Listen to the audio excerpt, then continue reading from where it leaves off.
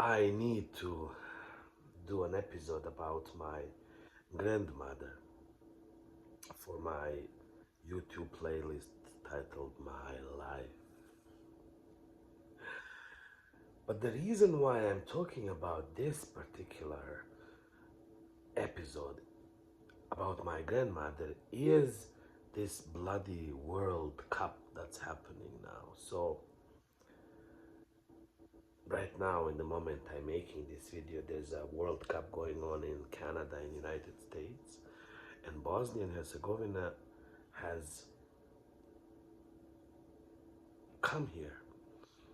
They made sure to win all the matches and whatnot, and they were able to, enter the World Cup. So they are in the first stage now, and they played Canada in first game. They played Switzerland in second game, and they have a game against Qatar. If they win against Qatar, they play the United States in the next round in San Francisco, where there's a Golden Gate, and in the song that was written 50 years ago, that is actually like a Bosnian World Cup song. One of them, there's two of them.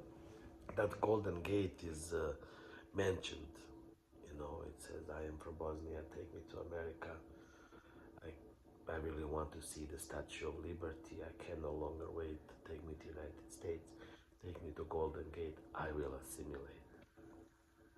But the song actually ends completely differently with the person going back to their home because there's no place like motherland. Anyways, nevertheless, during the first game, when Canada played Bosnia and Herzegovina, a local radio station made a call to me and they said, "We would like to talk to you because you're from Bosnia and Herzegovina. We want to ask you who will you cheer for and something about the game and whatnot." And I said, "Of course, because I am a narcissist. I love talking about myself. As you can see from my YouTube channel, there's like 700 videos about me. I also have TikTok and Facebook and Instagram. I love it. This is my time." So they asked me about if I had any experiences playing soccer. And I said, yes, of course. I remember as a kid, I used to play a lot and I was a goalkeeper. So I realized pretty early on that you could actually make more money by cheating and letting the other team win than by playing, your best for your own team, which is something that happens a lot, not only in soccer, but in every sport, in every aspect of our society. Just like my Bulgarian friends say, I met some Bulgarians earlier at one of my gigs, but one of my favorite proverbs from Bulgaria is that if there's a problem you cannot solve with money, you can solve it with more money. Everybody has a price. As a goalkeeper, my price was very low. So this one episode happened while I was staying with my grandmother. Uh, I had a horrible relationship with my mother, and that explains a lot about my own shortcomings as a human, as a man. It just happened to be so. It through no fault of her own, of my own. It's just the way it was. And one of the reasons my mother was such an unhappy person uh, was my grandmother, who was a cowboy. That's the best way to describe it. The woman married 4 times, and each time she married a different religious group. Like she married a Muslim, she married a Christian, she married an Albanian or something like that. There was 4 of them. Anyways, like her last name was an Albanian last name. So she changed her last name 4 times. In the end, she changed it back to her original name. Uh, she was a tough lady, very, very tough lady. So in this game that we were playing one afternoon, my friend approached me and he was supposed to shoot a penalty kick. And it was like tie, and the penalty kick would have decided the game. So he asked me if I could let him score, and then he would make it up to me somehow. Was there money? Was there ice cream? Something silly. We were children at the time. Later on, I moved on to bigger things. But that's how it all started, I think. And I was like, yes. And not because I wanted anything. I think that a part of my own personality and upbringing is just steering shit up, honestly. I find that life to be boring and predictable and kind of, unless we change things, it's always going to be like this. So I always wanted to change things, to just do something different, to be a rebel without a cause or with a cause now. So I said, okay. And somehow I did not do it convincingly. My friends knew that I kind of like let them score because I was a good goalie. I was actually a good goalkeeper. And I kind of, I thought I was doing really well, and I was somewhat proud of my own skills and whatnot and very confident in it. So to kind of, even when I was letting them score, I had to, I guess, subconsciously show that I was doing that rather than, failing miserably for real. I didn't do it well. I wasn't a good actor. My pride got into the way. So my friends started yelling at me, and they started saying that something in Bosnian language like, you thief, you stole priest's underwear. It doesn't make sense in English, but it rhymes in Bosnian. It goes like, sudija lopove, ukrogaće popove. Sudija lopove, ukrogaće popove. So, you referee is the thief, he stole priest's underwear. It does not make any sense. First of all, I was not a referee. And why would I be stealing priest's underwear? And I'm half Muslim, so definitely not priests. Why not imam's underwear? Why not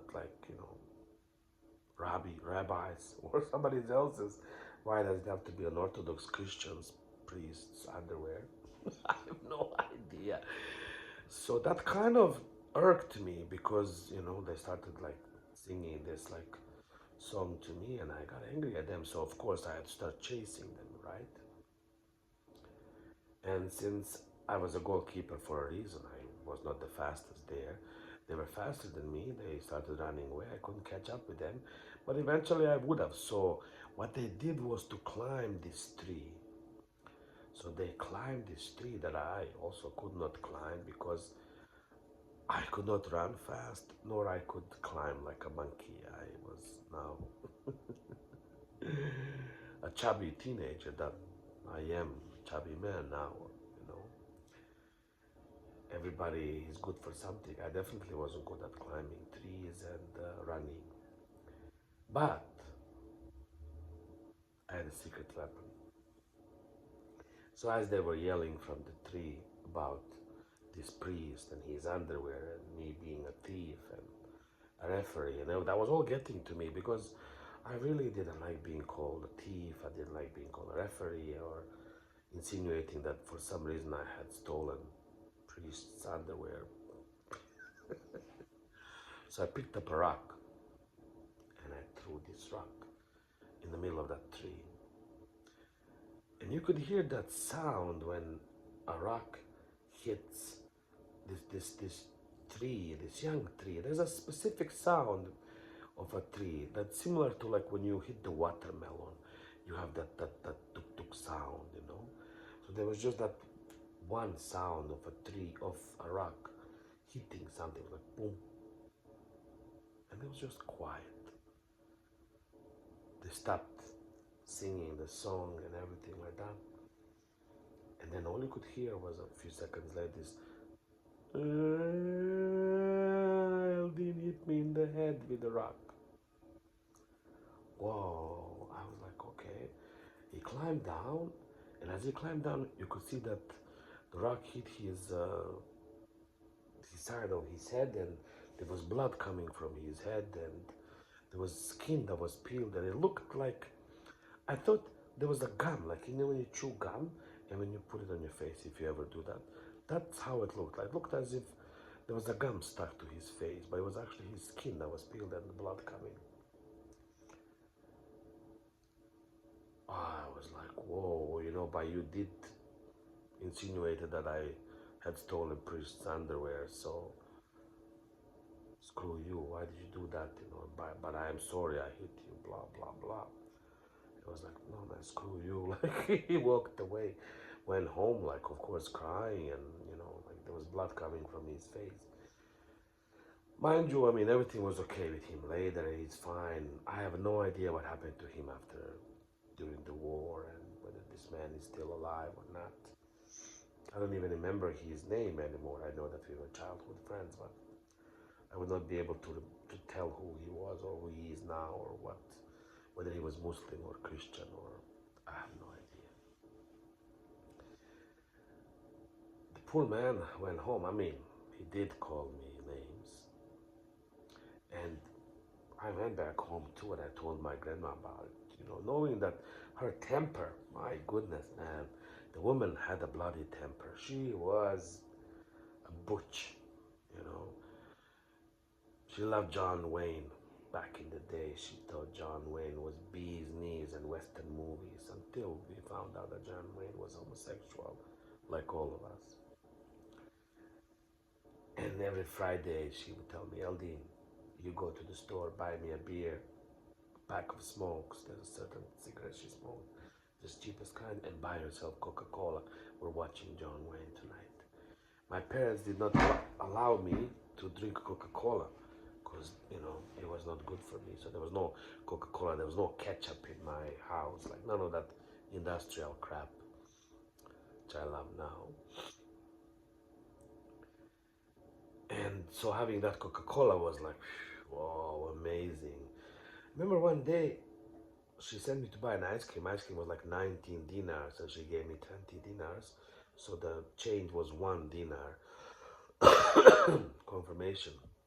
But this dinar was all kind of like rusty and black or something like that, like it was in a fire. I don't even know what happened to it. So I brought it back, and she looked at this dinar. Those bloody bastards. They gave it to you, but there's no way they could have given this to me or somebody else. It was an adult. Well, I'll show it to them. And she walked out the building from the third floor right across the street. I remember, like, through the traffic and everything, there was a road dividing us from the store. Went to the store, and which cashier was that? I just showed who the person was. She came up to her and like, you gave this to my grandchild. You tried to give that to me. You should call her all kinds of names. Like, she took the bloody dinner and threw it at her. Like, luckily the woman ducked down. Had she hit her, like, she would have, like, I mean, obviously, like, grandma, like, grandchild. I clearly remember the dinner hitting the back of the window, like those detergents and whatnot. Like, nothing was broken. But nobody called the police. Back in the day, like, you could not call the police for something stupid like that, like somebody was harassing you. No, the police was only called when, like, I don't think police was ever called. They would just show up when they needed to. Other than that, everything was fixed between us. There was no, you could not bar the police in such trivial matters. They would have arrested you for calling them, honestly. But anyways, the the store workers clearly remembered that situation, whatnot. There was a separate incident in which a local Serbian boy he was an Orthodox Christian, because they knew, even though Bosnia and Herzegovina was very, very multi-ethnic, multicultural, multi-religious place, we still knew who came from which side of the fence. So this little Orthodox Christian kid, who was much bigger and older than me, had stolen my tricycle. I had a tricycle, which is a Serbian sign for Holy Trinity. I had one small tricycle, the red one, then the second one was green, and then I had like a two-wheel with helping wheels, and then the big two-wheel. All my bicycles had like stories to them.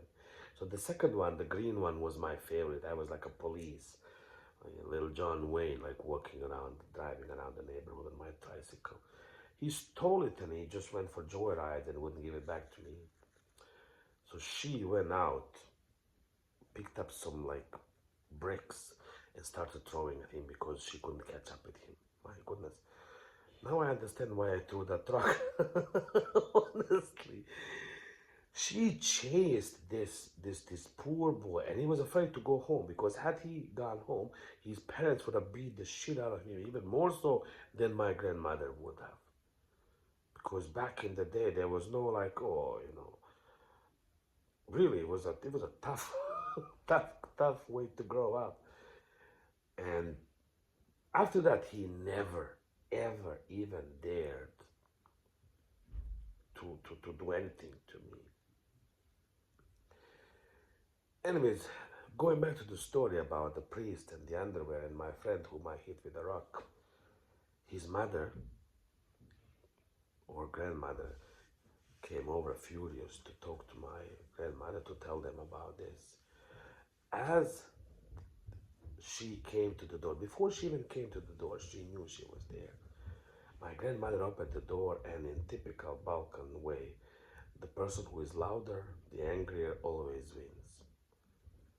She was perfectly composed, but the moment she opened the door, this Hyde, Jekyll and Hyde, that just came out from her like this is something that I possess as well too. Most of you know me as a very well-mannered person, but there's this completely opposite person as well that comes out whenever it does. My goodness, that fury in that woman. The woman ran away. She told her this kid never ever play with Eldin, never even go near his building, especially his grandma. And this is why I never really like saw that friend anymore. um, Amazing. There was another incident. We went to the local farmer's market to pick up some cherries. Beautiful things. Every time we would walk to the market and come back the same way by a river, there was a small green cleaning. We would sit down on the grass and she would have a cigarette and just kind of halfway between the market and then go back home. And funny thing is, I would ask her to find a four-leaf clover.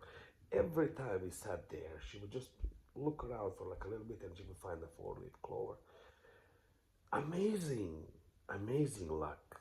They consider her a white witch. She used to look into the fortune telling, into the coffee grind, and until something happened and she stopped doing that. But women kept asking her to do that because she was apparently very good. I had my own episode with fortune telling with coffee cups until I went to my friend who asked me would whether it was okay for him to date this particular girl. And I told him yes, don't worry about it. Later on they found out that they were cousins and they were not supposed to be dating. So one of the reasons why I stopped also doing that fortune telling stuff. I think I knew what the problem was, but I ignored it because I told them, look, if you love each other, that's fine. A lot of fortune telling has nothing to do with the actual fortune telling, but with giving people a permission or hope or something like that. I knew that as well. I was really good at it as well too, so I think the gift of throwing rocks and fortune telling came from her. I have no idea how my poor mother lived with her, and one of the reasons why we had such a horrible childhood was exactly their relationship. So we arrived home with these cherries, and instead of going home to eat my cherries, I went to my friend's home to play and ate cherries there. When she saw me from the window and looked down on the balcony at the other building where I was sitting and eating cherries, she told me, yeah, I'll talk to you when you get home. We have these cherries at home and you're eating them at their apartment and embarrassing me. When you go and you're going to get beaten, but there's nothing you can do. So I did did go and I got beaten and a bunch of other things that happened as well. But that's kind of how I became this goalie for rent and how my soccer career ended up prematurely because I realized that there's more money to be made this way than the regular way. To be continued, there is no end or the beginning. See you later.